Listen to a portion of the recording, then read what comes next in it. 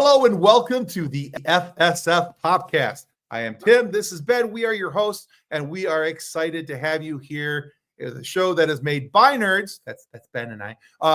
For nerds. That's you. So welcome to our nerdery. Now, I made this joke earlier in an interview I did earlier this afternoon. It's taken me 4.5 years, but I'm finally podcasting from my parents' basement. Yeah. Mainly because my house is under reconstruction and there's like massive holes in the floor. And it's impassable, but it is what it is. I mean, you're doing better than me. I'm literally in a closet under the staircase right now. So you are Harry Potter. At least you're in a full room. This is also true. All right, guys, we have a really cool guest waiting in the green room, and I'm so excited to have him here because he's been a longtime voice actor, book narrator that you've enjoyed in shows like Teenage Mutant Ninja Turtles, Pokemon, Yu-Gi-Oh! There's Star Wars narration. There's Transformers. There is. He has been just involved in a ton of stuff. His work has spanned a few decades, and it's impacted us all in one way or another, in no matter what fandom we've been a part of. So we are very excited to welcome Marc Thompson to the show. Welcome to the show, Marc. Hey, how are you? Dandy. Hello. Thanks for having me on. Very excited to have you here. So we're just thrilled you said yes, because I it's always cool for me because I as I'm scouring through the socials and looking at things and somebody had posted a picture of you coming to a certain Comic-Con. I was like, that does that? Oh my God, he read that. He was the narrator on that book. Oh my God. Yeah. So so for me, very exciting. And I know Ben, although muted because his little Josie Bean is very. My dog is freaking out right now. There's a car in front of her house just blaring the horn, and she's wanting to fight it. So we'll hop right into our first question, and then if Ben needs to step away to handle the Josie, we'll be all good. So here it is. So we like to start every interview this way, because we said in the introduction, we're nerds. This show is made for nerds. And nerds are always happiest when we get a really cool origin story about our characters. So you are the main character here in this story. You have the plot armor.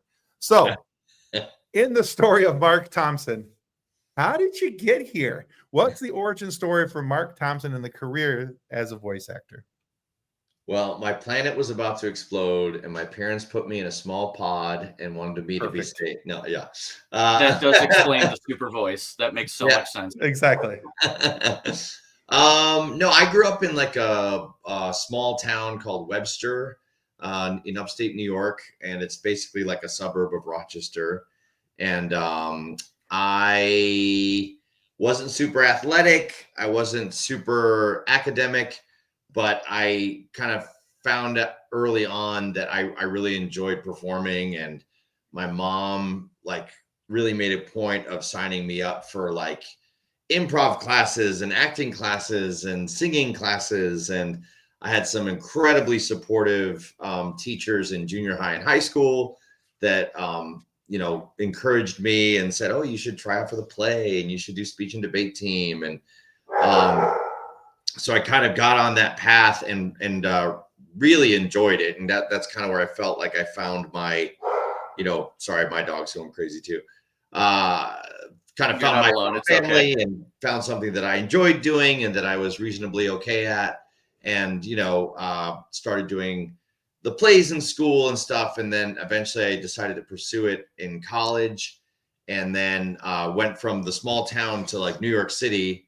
And studied acting at NYU. And around my sophomore year, there was a random audition for a cartoon at MTV. And this was like before the internet. So it was in the olden days, but it was basically like they left a phone number on a cork board and literally said, "Leave a funny voice on this answering machine." So I just left a random voice, and that was enough to get me a call back, and I got called in. And it was for one cartoon that didn't go into production, but they remembered me and brought me in for this show called Daria.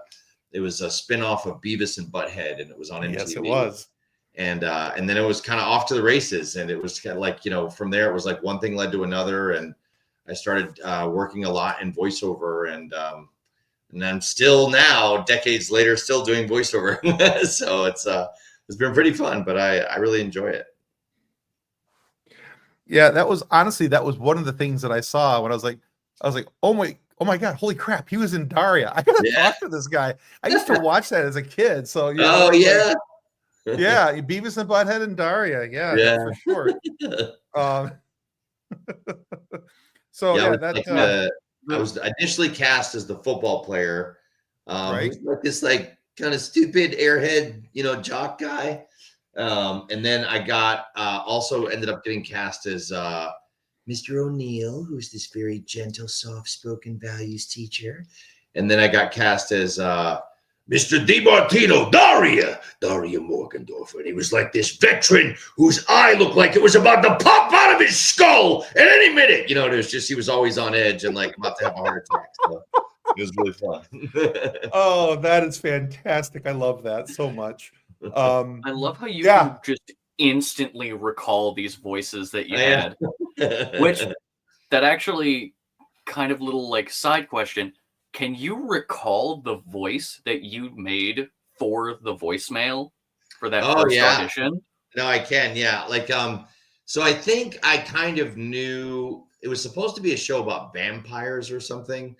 And so, but they didn't give me any sides that, so I just went with like an Igor style voice. And I was like, hello, I'd like to be on your cartoon. And it was like this, like, kind of, sidekick to Dracula or whoever.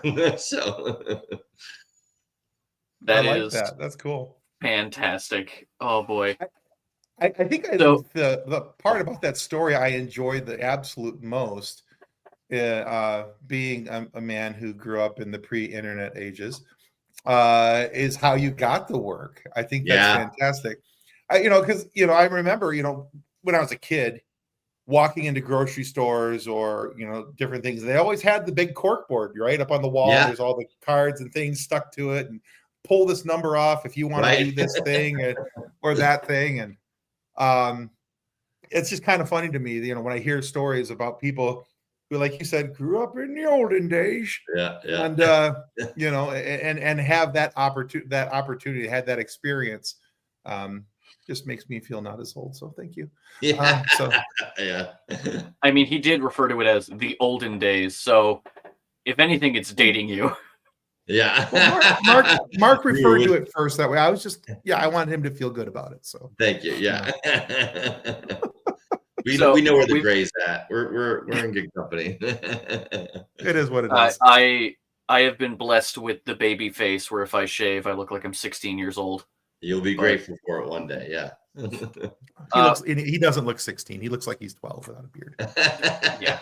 There's a reason I at least have a little bit. But anyway, so we've seen a couple samples of some of your voices, but probably one of the more, I will say, well-known things that you are renowned for is you're the voice of Star Wars audiobooks. Oh, thank you. I wouldn't say that, but thank you. At least okay, to me. Will. Yeah. Honestly, any Star Wars book that I find that says narrated by Marc Thompson, I'm like, nope, getting that. Give me that. Thank you. Cool. But you've also done way more than that.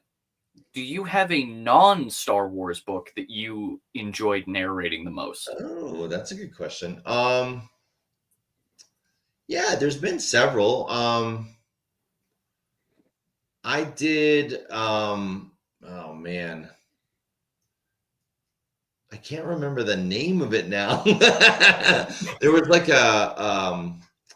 there's a couple like Goosebumps style books that I did.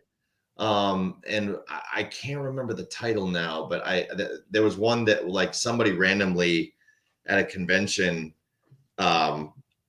reminded me that I did this book, and I was like, oh my gosh, like, wow, you actually listened to that. So that was pretty good. And there was like it was almost like a book that was originally written in German that was kind of like in almost like a fantasy Harry Potter type genre.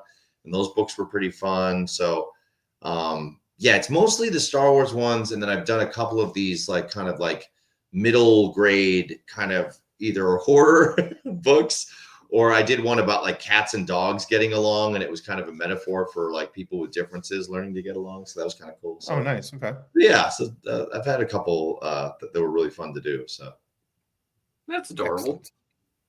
I like it. I'm gonna do my best to now look up what the name of that book was. Oh, okay, yeah. I can't remember. I'll let Tim attack you with another question while I do some quick Googling. So before we move forward, and like we said, we don't have questions that are Star Wars specific, really. But I am just wondering, because I do love your Thrawn voice. Yeah. Would you mind doing just a little bit of your Thrawn voice? Would that be okay? Yeah. You had to do it. I have to ask. To be fair, I probably would have asked as well. This is Grand Admiral Thrawn. The Empire must survive in order for the chase to prosper. May warrior's fortune smile upon your efforts. I love it. Yeah, you do such a good Thrawn, honestly. Yeah, it's so good. He's fun. No offense to the other narrator who did Thrawn too, but yeah, no, yours is much better. No, yeah, he's. I felt super lucky to get to narrate those books, and I've since gotten to meet Tim Zahn a bunch of times, and I got to meet Lars Mikkelsen this past summer, and dream come true. It was very, very cool. So yeah, I love it. That would be amazing to meet Lars, because I think, with somebody who, I mean, even the animated version of him is so centered around Lars' appearance and how he looked and everything else, and then to see that go to live action, I think it's fantastic. So yeah, and in real life, he's so like warm and gregarious, and like not, I was expecting him to be very, very cold, kind of like his character, but he was like, "Hey, how are you?" I was like, "Oh my gosh, wow!" I was like, "You're an even better actor than I realized." Exactly. Right. Yeah. Nice. Okay. Well, I couldn't find the Goosebump like one that you did, but the one you were talking about is Cat Loves Dog. Yes. Okay. Wow. The internet is crazy. That's crazy. That's great. And there's another one that you did called Cat versus Dog. Yeah. I think they're sequels of each other. Oh yeah, it's book 1 and book 2. There we go. Yeah. Excellent. You're getting the scoop here. All right, so Mark, I have been a lifelong Star Wars fan, and I've enjoyed the franchise since I was a little guy. My very first movie experience that I remember for Star Wars is Return of the Jedi. Yeah, and I went and saw that in the theaters for the first time. Now, you've had an opportunity to work for Lucasfilm, both in the animated series like Star Wars Visions. You voice some characters there. Of course, we just heard your Grand Admiral Thrawn voice. So obviously you've been narrating the books for a while. But what has it meant personally to you, both personally and professionally, to be part of the galaxy far, far away? I mean, it's a dream come true. It's an answered prayer. It's like I sometimes have to like pinch myself. It's like, man, this is crazy, because like it's just meant so much to me, because Star Wars is like pretty important to my my life, and like I was going to Star Wars Celebration as a fan before I got invited to go as a narrator, and so just anytime I get to be associated with that in any way, it's the hugest thrill, and I feel like a self-imposed pressure that I want anything we do to be the best it can be, just because I know how important it is to a lot of people, and because I feel like what Lucas set out to do and just kind of create modern day mythology in order to kind of try to help kids have some stories that talked about like these deep kind of spiritual issues of light versus dark, and all that stuff is huge, and it's a huge thrill, and I take it very, very seriously, and I'm very, very grateful that I in a small way get to be a part of it. So Okay.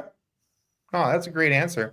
I love the fact that you do take it so personally, because I think if you're going to be good at anything in life, you have to take your work personally. You have to be willing to put yourself out there, and especially if it's something that means more to the heart than something else. yeah. So I think that's fantastic. A bit of a side question on this. Now, you said that it's always meant something to you. So my first experience was with Return of the Jedi, and my favorite movie is Empire. Mm-hmm. So I'm just curious what your first and your favorite are. Oh yeah,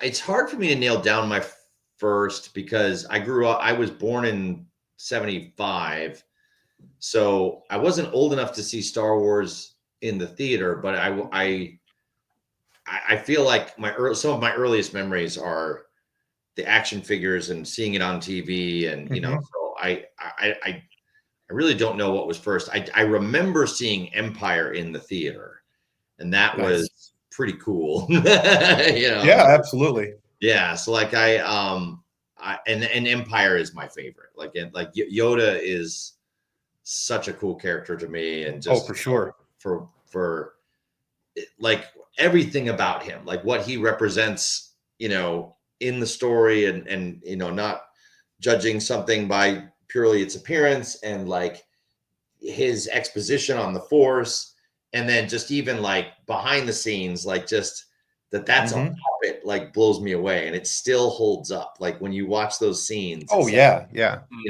Mark Hamill and Frank Oz make you believe that those were two, living creatures having a conversation with each other, and both of their performances are essential to that. And so it's just, it feels magic, like it's just, man, it's so cool. And that music gets me excited. And every time, everything about Empire is the greatest thing ever.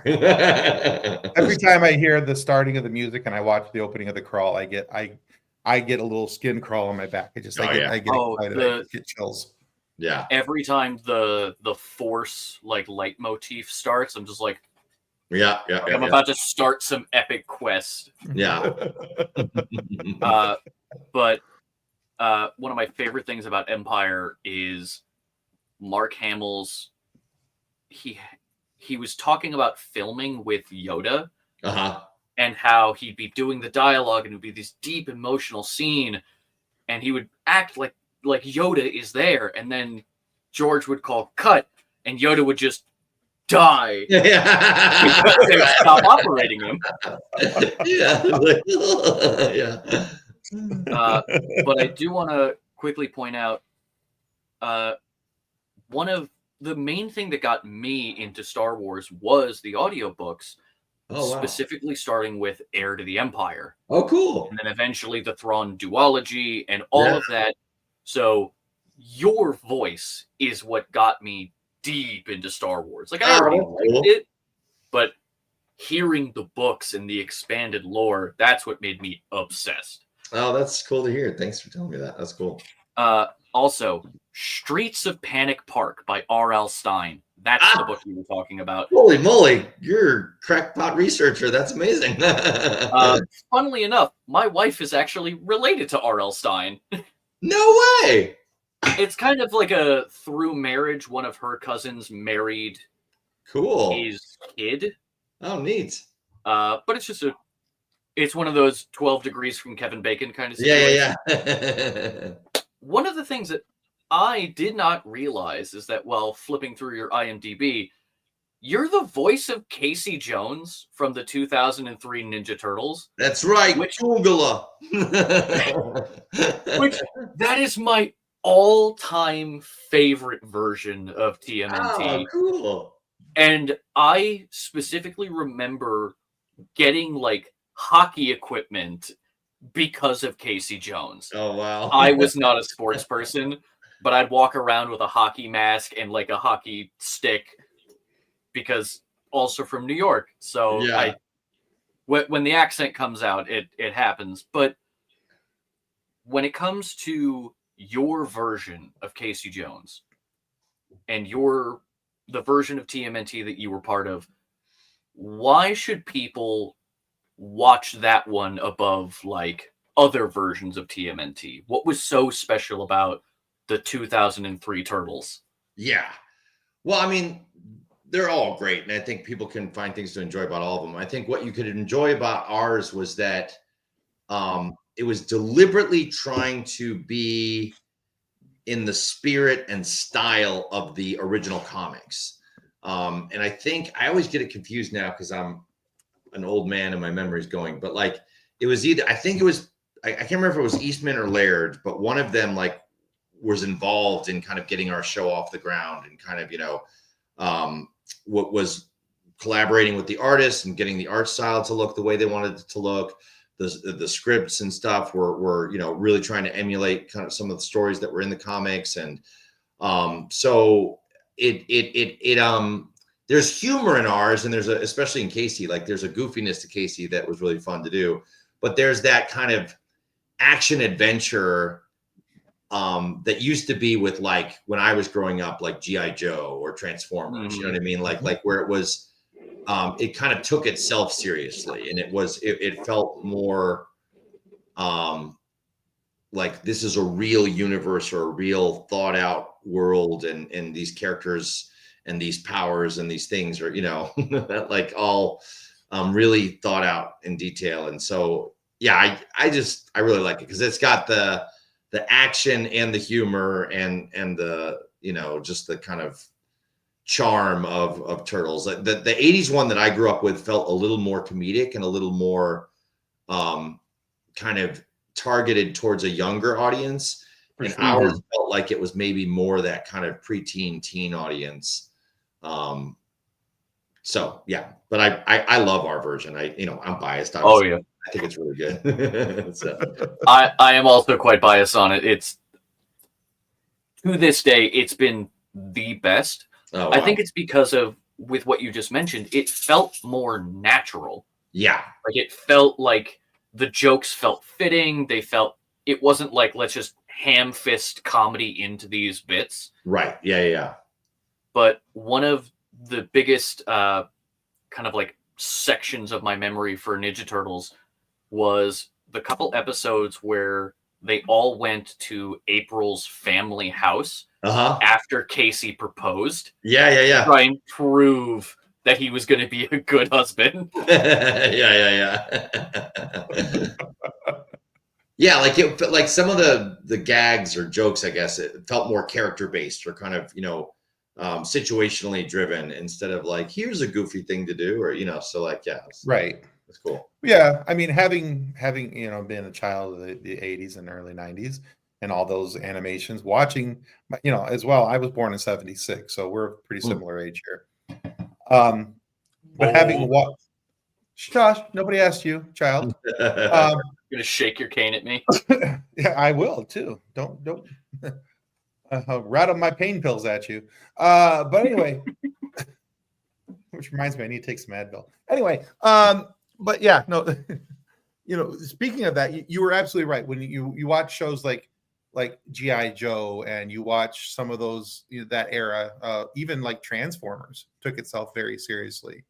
And the early versions of, some of the other animations that were out there all took themselves very seriously. And then there was Teenage Mutant Ninja Turtles, which was like, cowabunga, dude, everybody's having fun, surfs up, Right, and it was all very loosey goosey, silly, and which was fine too. It was just a different approach to it. Yeah. It was interesting to me though, years later, when I realized that the Teenage Mutant Ninja Turtles that I watched as a kid had nothing to do other than the names and the concept, because the comic books were like completely different and so very dark. Yeah. Oh yeah. And I was like, these are not the cowabunga dudes that I grew up with. Yeah. Holy crap. Right. Yeah. So very cool. It's always fun for me to talk to somebody of my own era who understands the shows that I was watching. Because how old are you? I'm 48. I am 32. You're 30. Okay, you're not that far off. Okay. Oh yeah, I'm not that young. We just make the joke that Tim's an old man, regardless of how close we are in age. He's Yeah. still a little whippersnapper. Yeah. But- Oh yeah, definitely. I'm working with like 20-something-year-olds, and God, they seem so young. Yeah. It pains me because people are now referring to the year that I was born as the late 1900s, Oh wow. and I'm just like, Yeah. there was a speaking of that, there was a TikTok I saw the other day of a girl who bought a cassette player oh and had no. some cassettes, and she's like, "This is how music was listened to in the late 1900s." Oh I'm my. like, They're making it sound like we had one of the Thomas Edison like wax cylinder right? like players. Like I'm that's gonna how we were wind this listening up. to It's music. gonna be great music. Hold on a minute. Yeah. Here it comes. Yeah. All right. So, God. Mark, one of the things I've enjoyed about doing research about you and looking into the characters and everything you've done is that you have these characters that have crossed over through animation and anime. There's narration, all these different things, and it's opened you up to so many different fandoms and universes. And the reason why that's fun to me is looking what you've posted on social media, your experiences at Comic-Cons and the number of interactions that you've had. So I often like to ask people about this, especially when they share their Comic-Con experiences. Why are Comic-Con so important to you as a creator? That's a cool question. Well, I mean, I think, with what I do, a lot of times I'm in a booth by myself, kind of performing to a monitor, and nowadays when I first started, at least there was like a director in the next room, or Sure. but nowadays it's just a voice on the internet saying, "Yep, okay, let's do the next line," and so you don't get the feedback you would get if you were doing a play and the audience is right there or whatever, so being able to interact with people that have watched the shows or listened to the books, and hearing what it means to them, and hearing that, maybe there's something you did that they liked or enjoyed, or something about the characterization that really connected with them. Just, I guess, purely selfishly, it just feels good, it feels good to know that, okay, wow. When I was doing like Pokemon and Yu-Gi-Oh, I was literally convinced that no one was really watching or listening to what I was doing. I thought it was like the English language track that someone would listen to if they didn't speak Japanese or Italian or whatever, Okay. So I was like, no one's ever gonna do this or whatever, so to hear that people really liked it and really listened to it is like very meaningful and wild, and then, I think conventions in general, community is an important part of life. Like just having people that you share things in common with, or kind of enjoy the same types of hobbies or whatever. Mhm. It fosters, connection. It creates environments where friendships can, happen and grow. And so conventions are a great place for that to happen. I went to Star Trek conventions and Star Wars conventions when I was growing up, and it was such a fun thing to do with friends. It was such a great place to make new friends, and Yeah. kind of geeking out about, did you see this episode and what happened and what do you think's going to happen, and theorizing, and like even now, like I was on the phone with my son for like an hour yesterday. We were talking about Daredevil and like, what do you think this means? No spoilers. No spoilers. I'm so far behind. But these things are a catalyst to foster community and friendship and connection. So I think, at the most surface level, they're fun and that's why they're great. But on a deeper level, it's like, I do think they do that. And so, if I try to like give myself more meaning or feel more in depth about what I do, that's what I think about is, you know, like it is doing that. Like it's, you know, it's helping people be in relationship with each other and find commonality. And so, yeah, I think they're great for all those reasons. Great answer. Great answer. It is really great because when it comes to Comic Cons, you can immediately tell if someone has a shared interest as you because you look at them and you go, "You're dressed as Spider-Man." Yes. You're dressed as Spock. Yeah, You're dressed as, or like they got a T-shirt or a bag or whatever. So, Oh yeah. Now, kind of connected question: do you have a funny convention story? Oh, I probably have many. Well, I'll let you ruminate on that one because I have a funny one as well. If you want to hear it. Oh yeah, let's hear it. Yeah. Because this also builds into that community comment you were mentioning. When I go to conventions, Tim's heard this like 40 times at this point. When I go to conventions, I bring a bunch of like repair supplies, hot glue gun, sewing stuff, a whole bunch of things. Yeah, yeah. And I always go as cosplay repair Cap. So I have a whole Captain America getup. Oh, that's cool. All the ammo pouches, the gun holster. That's where I keep my glue gun. Ammo pouches have a whole bunch of things. Literally, I walked into the door 2019. Bunch of Power Rangers. All their stuff was breaking. So I am immediately just like, hey, I have all this stuff. Do you need help? I spent probably a good hour and a half just fixing the Power Rangers. And they found me throughout the entirety of the rest of the convention because I was just in the one getup the whole time. Yeah. And I remember I was going out to lunch with my then fiance, now wife. But I was going out to lunch. We walk out the door, and suddenly, in the distance, I just hear, Cap, Cap, Cap! And a Power Ranger is running at me with a broken sword. I was like, please! That's pretty awesome. That's great. I have the day. probably 100 pictures of me just stitching up the back of a Power Ranger suit that got ripped. Yeah. It's great. Yeah, mine are like, I mean, I used to live in New York, and my sons were really into Marvel. And one year we went as kind of like a mashup of Guardians of the Galaxy. I think my older son was Venom and my younger son was Star-Lord, and I went as Groot. And I typically dress up as like Jedi and stuff like that, but I was trying to kind of make a cool Groot costume. But I like wearing cosplay, but I'm not very good at making cosplay. So I went to like a Home Depot and got a bunch of like insulation tubes for like pipes and stuff.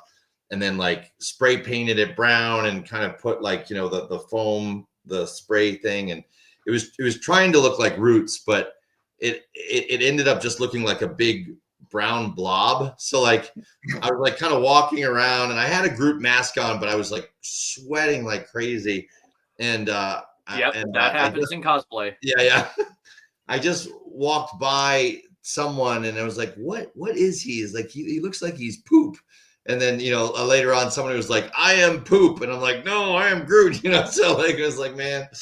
So I had another time where I dressed up as old Luke from Force Awakens, but it was, we had just come out, and I don't think people were like locked into that costume yet. So I was walking to the Javits Center on 8th Avenue, and somebody saw me and they're like, it's Jesus. Look, it's Jesus. And it's like, no. I keep getting confused for costumes. So. I mean, you know, maybe space. Yeah. Anyway. Out of curiosity, what year did you go as Groot? Ooh, gosh. I'm mainly asking because I think I have a picture of you. What? I think I do, because I remember seeing someone walking around as Groot made out of like pipe insulation. Oh my God. I think I have a picture of you. That's crazy. From New York Comic Con. Maybe 18 or 19, maybe 2017, 2018. Oh God. I now have to scour my phone. Yeah.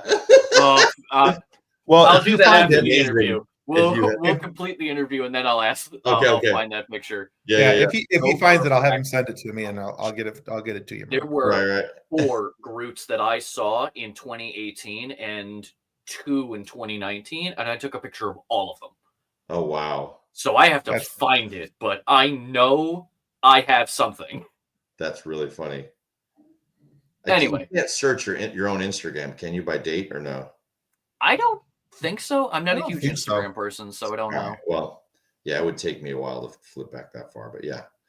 God, that was 6 or 7 years ago at this point. Yeah. Sorry. I feel like the very end of Saving Private Ryan, just like the young person just suddenly. Every time I think back, oh God, that was insert decade ago, and I'm just but we've mentioned that you have been, about 1 billion voices at this point across games and shows and movies and audiobooks and all these other things. When you're playing multiple characters in the same show, do you have some kind of method to separate the dialogue as you're recording it? Like, do you only record one voice and then you pause and then do again for a different? Or do you just fluid transition between the characters as the dialogue pops up? Yeah, that's a great question. For cartoons, I'm typically doing one character at a time. So we're usually going and doing all of, Casey's lines, and then we might do, Damio's lines or whatever, after that or whatever. So most of the time I'm just kind of doing one character at a time when it comes to animation. When we're doing the audiobooks, we are kind of going in order of the story. So you're kind of popping back and forth there. So sometimes the editors have to really help me out and kind of tighten those gaps, and because sometimes I'll have to like stop and just listen to a reference on my phone about like, what was this guy going to sound like again or whatever. But then around like day 3 or day 4, I start to kind of, get in a rhythm with the characters, and I can maybe start to just do a couple pages where it's just actual conversation in real time. So, but yeah, there's some challenges to that. So, but it's just practice. And I, especially with the books, I do, and even with the animation, I do try to like find vocal characteristics that will make them really sound different so that you're not confused about who's speaking. So some of that's just placing it in the different resonators and like making sure if one guy's got a lower voice, the next guy might have a higher voice, or like, different, accents or affectations, like anything I can do to kind of make sure that they're as distinct as possible. Wow. That's one of those things that like, I would love to do voice acting. I'm a dungeon master for D&D, so I come up with some nonsense voices. Oh, that's cool. But in the end, a lot of them just sound like me just making a really bad accent. So the fact that you can make so many distinct characters is crazy to me. Oh, yeah, it's fun, yeah. All right, Mark, we have entered the point of this show where we need to now ask you a silly question. All right. So very important silly question. Very important. Very, very important. Well, the basis of this question is we have a third member of our show. Her name is Kathleen. Kathleen's recovering from surgery right now. So sorry. So yeah, so no, it's good. It's a good surgery. So get better. Yeah. Get better, Kathleen. Yeah. So she's home, she's resting up, and but she was out with her daughter one day, and somebody asked her daughter this question and didn't ask Kathleen, and Kathleen was like, well, that's rude. So we decided that we should ask everybody this question so that they didn't feel the shame that she felt. So, Marc Thompson, what's your favorite dinosaur? Oh, wow. Really testing that dino knowledge. Right.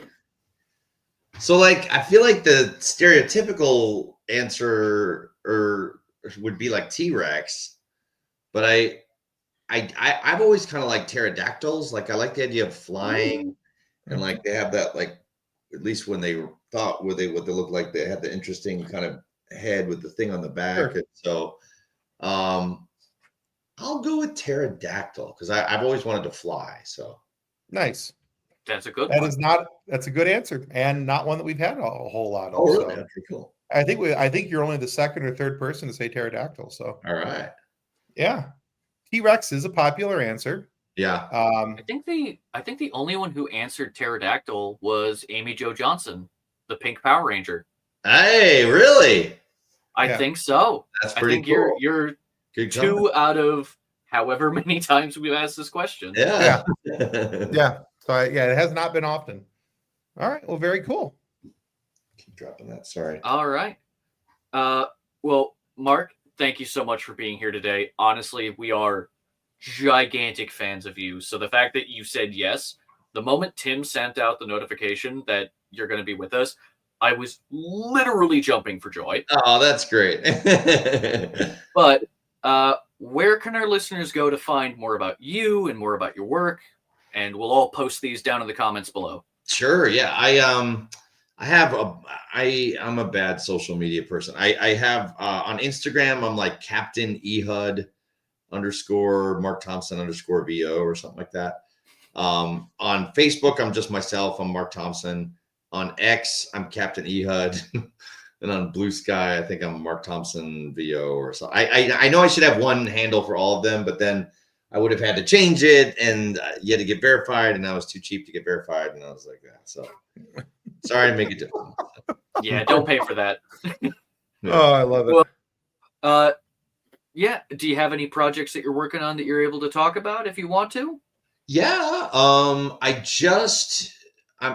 They announced this on some place, so I don't think I'm violating anything, but I did just do. We've been going back and re-recording a bunch of the Legends Star Wars books.